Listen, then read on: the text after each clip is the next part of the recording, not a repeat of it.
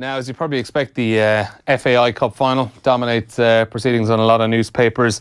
But back page of the Monday's Irish Independent, a huge picture of Stephen Kenny saying Dundalk double puts Kenny in line for an Ireland call.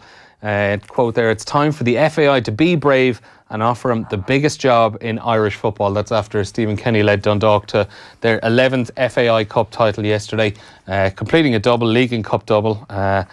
It's his second League and Cup double with them after they won the one in 2016 or 2015 as well, and a second FAI Cup. You know, the list of success for him since he's gone to Dundalk has been enormous, and I think it's Eamon Sweeney inside is pretty much saying, you know what, it's time to just go and do it. I mean, he's done his time at this stage. He's brought them to the Europa League group stages, and he's the right age. He's 47. Exactly. He's loads of experience. He's been around the block, and I think he's the kind of technocrat coach that you need these days. You know, you don't just need somebody going on about games from 40 years ago. I think that day is gone. But it's interesting now because just the back of the Star, now, their main headline is incredible. But Guardiola talking about Raheem Sterling yesterday and what his current form, etc. But you have Pat Dolan calling for Kenny for Ireland as well. A couple of weeks ago, you had Eamon Dunphy calling Kenny for Ireland, and Richard Dunn in a column in the Herald as well. They're growing. Yeah, and even a couple of months ago, it would have been kind of a left field call to say Stephen Kenny for Ireland. Now there's a consensus that this is a guy, which is remarkable really for a guy who spent virtually his entire career in the League of Ireland, that he's been talked of this way is great. Yeah, and Eamon Sweeney makes the point as well. I think that a lot of people until recently enough would have said, you know, Stephen Kenny, he hasn't really managed over in England in the Premier League. You know, would he have the command of the players? But at the moment, it doesn't really look like Martin O'Neill has the command of the players, and he has tons of experience. And that was something that used to be thrown at Brian Kerr when Brian got the job, because they were saying, he's managed League of Ireland, he's managed kids. They won't respect him, and there seemed to be a bit of an element of that to it. But at the time, you had a lot of Premier League players. You had the Robbie Keane, Damien Duff, Shay Given, Richard Dunn, etc. That's not so. You had a lot of kind of semi-Galacticos and maybe one genuine Galactico in Damien Duff, but you don't have that now. Like, you have a lot of guys at the lower reaches of the Premier League or in the Championship or in Scottish Premier Division. So there's no reason why they wouldn't respect somebody like Stephen Kenny, because he's at a level of a lot of their club managers easily. Yeah, and quite a few of them as well have come through the league at this stage. Before we move on to other papers as well, very interesting story in the Irish Independent this afternoon from David Kelly. He's saying that the IRFU, in conjunction with Rugby Players Ireland, are going to actually launch sexual consent classes for all professional players. And it has been broadly welcomed by several advocacy groups, although a lot of them have expressed misgivings, it says, mainly because the RFU are planning to use an English consultancy firm, Gleeson Mills, to deliver these classes. But David goes on to say that these, after doing a bit of research, these plans, the RFU, they have a lot of these classes in place, for things like gambling addiction, alcohol, mental health. And it says they had actually planned to bring in a class of this kind of a nature before the Belfast rape trial of earlier this year, and obviously that kind of swallowed up everything around it, and it's something that they really have to do. But Deirdre Lyons here, Dr. Deirdre Lyons from the Players Development Programme at Rugby Players Ireland, she says, compared to 5 years ago, the use of social media and WhatsApp has ballooned. So we had to be looking at this before the Belfast rape trial. After the trial, we had to not drown out a lot of noise, but establish what would work best for the players, one they would openly participate in. And it goes on to say as well that these classes have been used by the English Cricket Board, by the RFU over in England, and they have been fairly well received. And it doesn't seem to be just like a box-ticking exercise that you come in and sit through a 40-minute presentation and that's your class done. But very interesting to see that. Yeah, and you have to give them credit for doing it, for being proactive, because there were rugby generally was criticised widely for the way they handled everything around that trial. So it's good to see this initiative being taken. But you would wonder, should it be introduced as part of, say, transition year? Yeah, but everybody should deal with it. Like, why should it shouldn't just be left up to sports bodies or any workplaces or whatever. It should just be part of the school curriculum, and people do a weekly class, and that might help a lot of people. Yeah, and we've heard Richie Sadler has done a lot of those classes in schools as well. And it goes on to say he actually has been in and has spoken to players as well recently this year. So it seems like it's something that's going to be rolled out, maybe not just in rugby circles, but other sports and in other educational circles as well. Yeah, it wouldn't surprise me. Like I think it's because it became an issue with quite a few teams in US sport. I think they rolled it out a bit there as well. So it could very much become part of the landscape. Yeah. Well, moving on Monday's Irish Times, we can see here. If I hold it up there, it says Larmour passes his audition to face the Pumas. It goes on to say that Rob Kearney is a major doubt actually to face Argentina this Saturday at the Aviva Stadium, and it would look likely after Jordan Larmour's hat-trick at the weekend against Italy in Chicago that he'd be taking the number 15 jersey and maybe put himself in the shop window for the game against the All Blacks. And also as well on the FAI Cup final, another great picture of Stephen Kenny wildly celebrating that cup success yesterday with Dundalk. Kenny privileged to catch another special moment. That's after Dundalk's 2-1 win over Cork City in the FAI Cup final yesterday. What's on the mirror, Kenny? Well, the FAI Cup final again dominates, double delight.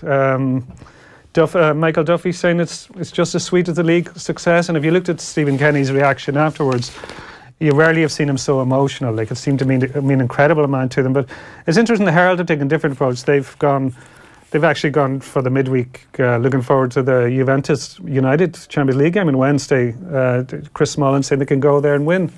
So can see. Based on the first half at Old Trafford, no. Second half, maybe they have a chance. But Juventus seemed to switch off a little bit in that second half. So. Well, that's something we'll talk to Daniel Harris about in a few minutes' time. Next up on the Irish Examiner, Stephen's Day, double delight for Kenny as Dundalk and McEleney produce on pounds on City mistake. And also at the top bar there, very interesting interview from Tony Lean with former Cork footballer Kieran O'Connor, who's coming through a battle with cancer recently. Okay. It's in here. It's a 2-page spread. A very interesting interview, actually, just about the battle he had. It was he discovered it last year. I was diagnosed with cancer this time last year. Ewing sarcoma, which is a bone tumour. There might be 20 or 30 a year in Ireland. They did bloods and an X-ray, which were fine, but an MRI showed up something, and the biopsy confirmed it was cancer in the bone. That was October 2nd of last year. But it looks like Kieran is coming through the worst of it, which is great to see. A very interesting interview, though, on Monday morning. Okay, and excuse me, now the Sun, obviously, they've gone big on the FAI Cup final as well. And I was trying to work out the headline, Yay McEleney. I think it might be a reference to Macarena, is it? We're thinking of Don't make me sing it, but I think I think possibly Macarena. Well, there you go. Yeah, as you say, angry Seamus Coleman's always the best kind of Seamus Coleman. Yeah, and he's always had that in him, like, because he always loses it a bit when he scores. Yeah, like, he's not from a million miles away from me in Donegal now. And I would know his family, his uncles would have played for my local GA club and stuff, and he always had that edge to him, Seamus, which has got him where he is today, because he'd really battled to get where he is today. But it's interesting because we often hear Martin O'Neill often talks about him as being world class. And like when people say, oh, Gareth Bale's missing for Wales, he says, oh, well, we're missing our world-class player in Seamus Coleman. So I think we've become inured in a way to the fact that he was getting a bit of grief. We didn't realise he was getting criticised by Everton fans and that they were on his back a bit. And let's see, the week before, United did target him with Anthony Marshall. I think they saw him, they figured they could get at him, and they did cause him a lot of problems. So I think there was a lot of that frustration coming out, and Seamus is on Twitter, but he hasn't tweeted in a few years. But he's still kept his account open, so I'd say he's aware of he's probably getting messages. Yeah. So I think that's a reaction to that, because you go back to the World Cup.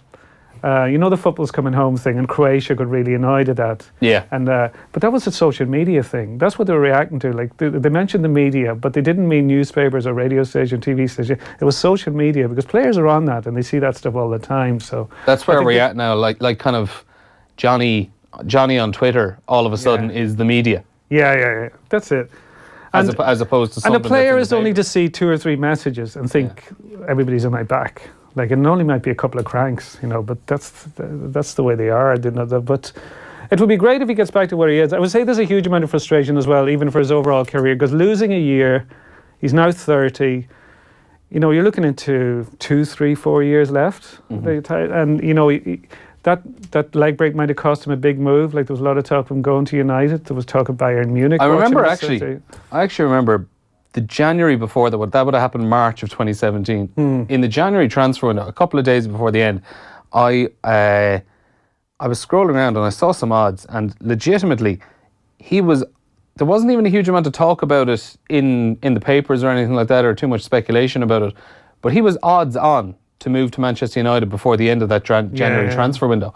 And I just thought that it seemed incredible. Like, he was good enough to be making the move. Yeah. And I think most Man United fans would have wanted him there.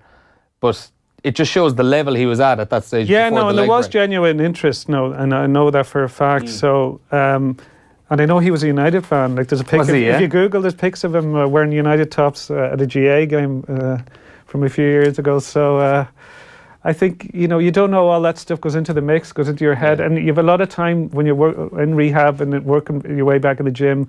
All that stuff's going through your head. You think, this might have happened. This isn't going to happen now, and I think it comes out when the ball hits the back of the net. It comes out with Shamey. Yeah, and as he said himself, hopefully there'll be another one in an Irish shirt soon enough. Coming up, though, as well as that, we'll be getting some of the reaction from the FAI Cup final yesterday, Dundalk winning. We'll be hearing from John Caulfield and Patrick McEleney yesterday as well, and we'll also hear in the news round from Stephen Kenny, the winning manager. Also, the Chicago trip, Ireland's 54-7 win against Italy on Saturday evening at Soldier Field in Chicago. Just, what did we get from the trip? What did Joe Schmidt get from the trip? Also, Ryan Burnett, an absolutely devastating defeat for him on Saturday night. It's hard to even call it a defeat, having it to retire after just 4 rounds after suffering a pretty freak injury. And also, Kieran's going to be giving us the latest as well on the AIBA vote and the future of boxing at the Olympic Games. Coming up, though, first, before we get into the rest of the FAI Cup action, we can hear now from Cork's defeated manager John Caulfield, who was speaking to Oisín Langan after the game yesterday. John Caulfield, Cork City manager, disappointed no doubt to lose the cup final. Where do you think it went wrong, or was it just one of those things? I don't think it was a very even cup final. Obviously, we made a mistake halfway through the second half or in the last 15 minutes, and the game was opened at that stage, and the Dog capitalised, and that's the way it is. We won the double last year. This year they win the double, and that's the way it goes. Disappointing, I guess, that it was a mistake from you that let them in the end. Yeah, because our performance was very good, and it was a tight game. There wasn't many chances, and there was a couple of half chances. We had 1 or 2, they had 1 or 2, but overall, top 2 teams, top 2 defences. It was always a tight game, and one mistake decided. Fair play to McEleney, he was there to finish it. Could you have had a penalty? A second one? Yeah. Yeah, I'd have to see it again. I don't know. It was. I haven't seen it back, so I don't know. It looked from the sideline. It could have been one, but I really couldn't tell. I know that now is not the ideal time to do it, but how do you reflect on the season at large? I mean, as you said in the press conference, when you get into Europe, generally it's a good season. But I suppose having done the double last year and come away with no silverware this year, maybe that's disappointing. Yeah, but then again, like we've, in League of Ireland football, you change your team nearly every year. We have 4 players playing in England from last year's team. We have another couple of players left. So that's the revolving door in League of Ireland, because we can't offer, long-term contracts because the finance isn't there. And so every year you're building new teams. And so yes, we won the double. I think it was a phenomenal achievement this year with the quality of the players that we lost, that we were back in Europe again, and we were in the cup final. And we the team that won the double, Dundalk, brilliant team, and everyone talks about them. But still, Cork City are there and thereabouts, and you have to admire that. And people want to keep knocking Cork, but it shows that they're a great bunch of boys and they did great. You mentioned that in the press conference as well, that people keep on knocking Cork. Do you feel that maybe there's a lot of people ready to jump on Cork like they wouldn't do any other club? Or what do you think of that? What do you think that is? Well, it doesn't really bother me. I know what we're doing. Year in, year out, we've done fantastic. Management team have come in, and in 5 years they've been in Europe 5 years in a row. Won a double, been in 4 cup finals. Credible stuff, and selling players every year. And look, if we're not fashionable, or it's easy to have a pop off myself or someone, that's fine. I don't get involved in it. I have a great management team. Does it bother you and the players though? Certainly doesn't bother me. Because I'm the people that I admire and respect.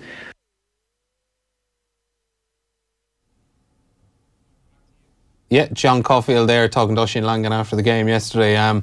Always a tough position to be in, speaking to a losing manager after a cup final like that, though. But I thought it was a very interesting point he was saying. Oisin was asking about maybe the amount of players he might be losing over the off season, and he was saying it's nothing new really for a League of Ireland manager, and it actually just kind of hammered home to me just the sheer turnover every year that a League of Ireland manager has to deal with. It's a strange kind of a job to be in. It is, because in other leagues, it's, come to the end of the season, you're trying, or not to come in the end, but you're always trying to tie down the best players to long-term contracts and keep them there. Yeah. But you look at the last few years, it happens with all clubs, but the biggest clubs now, and the most successful last few years, Cork and Dundalk. And Cork lose Sean Maguire, Dundalk Richie Towell goes, Darryl Horgan goes, Pat Hoban now is there, and he's had a great season. Will there be moves for Pat? So it's always a struggle because players always do want to kick on, and they think they still crave that move to the UK. Mm-hmm. Whether to the SPL or to probably the Championship rather than Premier League for most of them if they're looking to get a shot at it. But it was a great game yesterday because a lot of the cup finals in recent times have been really, I think a lot of the talk leading up to it was that this mightn't actually be a particularly good game judging by recent history. Yeah. But the rivalry itself meant that there's something here to enjoy. But it actually did turn out in the end to be a good game. And I think the early goal kind of helped it along that way. Yeah, it probably did. And then the fact that there was an equaliser straight after, it just got everybody up. And I think there was also a big crowd there. There was over 30,000. Which I think is only the second time since 1969 that's happened. But it is, I read that as well earlier on. Yeah, but to be honest, I think this game should have been sold out because the way I €10 tickets. Yeah, I think which in fairness to the FAI, €10 tickets. Oh no, it's great, but you really have to. Was great. You have to go. The way I'd look at it is, I think it was a funny weekend because there was Leinster were in South Africa, the Dublin. Munster in South Africa as well. The Dublin Club Championships in football and hurling are over, and their champions weren't playing in Leinster. The inter-county season in GA is obviously over. Arsenal-Liverpool was Saturday, so you had Chelsea and City playing yesterday in games that were gimmies. Mm-hmm. So they were, everybody knew they were going to win those games. So there wasn't anything else of significance in the sporting sense in Dublin yesterday. Over the weekend, really. And there's a city, Greater Dublin's a population of over 1.5 million people. And also it was the end of midterm, and parents have been trying all week to get stuff for their kids to go to. So I think when you see the ladies' football final can go over 50,000 people, and I've been at other games in that championship, and there's only a few hundred people at it, but they do a really hard sell on the final because of their shop window, and they want to fill the place. And fair enough, the ticket price that was a great deal, but you have to go out and let people know that. You have to go anywhere, go into schools, go into clubs, go into everywhere and just say, this is a big rivalry, hype it up and fill the place because it should be full. They are the two best teams. It's the showcase game of the season. It's the end of the season, and it's one of the days when you get a big TV audience. So if you can get a packed Aviva, it looks great. Like 30,000 is progress, but I think you can aim higher. What would be the target for next year? It was a 6,000 bump on last year. Yeah, no, but absolutely. But when you see that you can get 50,000 for ladies' final, when 50,000 people can go and watch Liverpool and Napoli have a stroll around in August. Those kind of ones are always the ones that'll stick in the craws. Yeah, but I know there's a lot of Liverpool fans in Ireland. But I think when there's nothing else on, people are often looking for stuff to do. Mm-hmm. Like, other than the media, how was that sold? How was that game sold? Like, the papers do a lot, the radio does a lot of stuff. But where's the marketing actually coming from the powers that be? They might think they're doing something. I don't think they're doing enough. Like, somebody made this point the other day, like if you're getting, I think it was a caller in here, but if you're getting the Dart in, or the Lewis or whatever, there's ads for Leinster games everywhere. Mm-hmm. Like, there's a hard sell. I don't see that with the FAI Cup final. Interesting. Okay, well, Patrick McEleney was the match winner yesterday for Dundalk, scoring his winning goal late into the second half as well. We can hear from now. He also caught up with Oisin Langan. Well, here in the bowels of the Aviva with Patrick McEleney, the man of the match and scorer of the winning goal from the Irish Daily Mail FAI Cup final. That's pretty much a dream cup final, Patrick, isn't it? It is. I don't know about man of the match. I think scoring the goal sort of got me, but look, it was the things you think about, a few days before the game, that scoring the winner on the Dundalk end, and luckily it came off. It was a tight game, but is it fair to say that Dundalk were probably the better team throughout and you deserved it? I think so. I think they're always tight. Like it's Cork and us. We push each other, and we just had to get over the line, I think. And I think in the second half we just edged it. I think we played the better football in the second half, and it won us the game. Talk me through that goal, the goal that turned out to be the winner.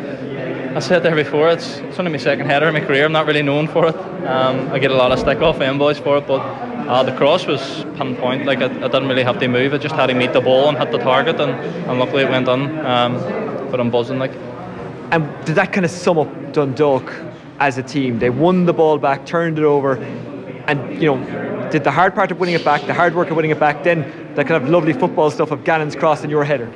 I think it was Jamie robbed him. Jamie works hard, like he's brilliant for us, and he doesn't get a lot of credit because technically he's one of the best that I've played with, and he just robbed him, set Gano, and I took off into the box, and luckily he's found me. Now, it was a big call to come back to Dundalk, but obviously it's turned out to be the right one. It has. I said it before. I think I'm lucky Dundalk took me back as well, and I owe them a lot. Like they didn't have to take me back, and like I love it. Like it's the environment and the players, the staff, and they get the best out of me, and I'm just trying my best for them and giving them returns as much as I can. Talk to me about Stephen Kenny and what he brings as a manager, because he seems to have something special. Oh, he is. Like it speaks for itself. I've done it. He's just a serial winner, and they keep going year in, year out, and his demands on us, and I hope we can return it for him. And we've done the double this year now, and next year Europe's going to be crucial. I think we're going to kick on towards that. Yeah, is that the key? Do Dundalk have to do it in Europe again? Well, that's what we're judged on. I think domestically we've done what we've done, so and we've got on the Europa League before, so I think that's what we're going to be judged on. I know, like financially compared to the teams we play on it, we're miles off, but I think technically we're not. Like, so that's what we'll be judged on. And do you want to be part of that, or what does the future hold for Patrick McEleney now? I have a 3-year deal here. I'm going nowhere. Like we're going nowhere fast, and as I said, I'm lucky they took me back, so I feel as if I owe a lot to them. Patrick, well done today. All right, thank you. Thanks. Yeah, that was man of the match and cup final winner yesterday, speaking to Oisín Langan after the match. We're live on YouTube, Facebook and Twitter at the moment on all of our Off The Ball channels, offtheball.com as well if you just want to catch the audio itself. Off The Ball AM is live at screwfix.ie every morning, championing the trade with a choice of over 20,000 trade products. Now, before we get to the news with Will, on Saturday he was in Tipperary as they took on Kilkenny in a special fundraiser for Amanda Stapleton, the sister of Off The Ball hurling show's presenter and Coola hurler Shane Stapleton. He spoke to Will after the game. It's kind of just satisfaction because everything went as we wanted. Huge amount of effort went into this. We had a committee down here in Borrisley and people working morning, noon and night, and they have their own lives going on and kids to mind and jobs and all that kind of stuff, and they put in massive effort and it's really paid off, and the whole town has bought into it. Everyone's made a huge effort, from painting the goalposts, doing the field, even just getting everything right down here. So many people have helped out, the marquee. And just credit to everyone getting involved, credit to Kilkenny, the Tipperary team, and it's just been incredible and it's been a huge success. We got a massive crowd and we couldn't have asked for more, and Amanda's just delighted. Were you able to enjoy the day? Because I was chatting to Paddy and he was saying really until he got to the dressing room, all the stress was to making sure everything was right. Were the right people going to be on the gates? Was everything going to be here? Was it the same for you up until nearly throwing time? No. I actually went and relaxed for a few hours in the middle of the day. This morning I got up and I collected one guy. I came down here, I started moving a few things around in the marquee, but then I said, I have to relax for a while. So I went off and just, you just need to take stock for a while. We had Amanda come in this morning and there was like a track and field sort of walk and run 5k, and she came down and walked about a kilometre of that, and you're standing around trying to make sure that she's okay, and I think it's more mental strain than anything else. After a while I just started tuned out from doing actual tasks. Came back down to the park around 4:30, realised a few things in the marquee weren't the way I wanted them, started moving them around, but everyone was absolutely brilliant, and that's just me being picky, by the way.